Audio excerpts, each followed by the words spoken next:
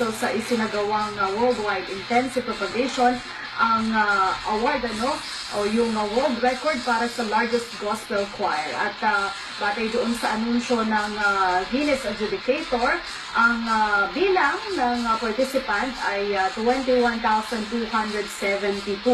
Ang binrake po na record ay 12,000. Meron kasing, bagamat ang participant ay may itinakdang bilang, may mga requirements po kasi na itinatakda ang Guinness at napakahigpit ng Guinness doon sa pagpapatupad ng kanilang mga, sabi nga ay panuntunan o guidelines. Kailangan makasunod doon sa mga itinatakda nila.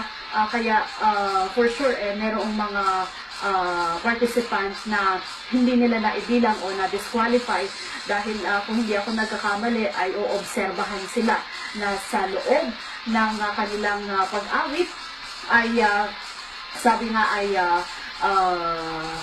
merong mga guidelines na dapat ay sinusunod. Una, lahat ay dapat na nakikitang umaawit o nagbubuka ng kanilang bibig at gayon din ay kailangan lahat ay nakatingin doon sa kanilang hymnal book o yung hymnaryo na tinatawag natin.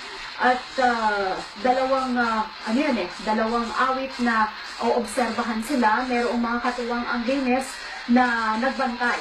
Kaya kapag merong mga hindi nakatugon doon sa hinihinging requirements, ay mawawala o madi-disqualify sila doon sa nasabing event na yan. So, largest gospel choir ang nakuha po ng Iglesia ni Cristo at kung hindi ako nagkakamali ay pang-19 o pang-20 na yata ito na record na hawak po ng Iglesia ni Cristo.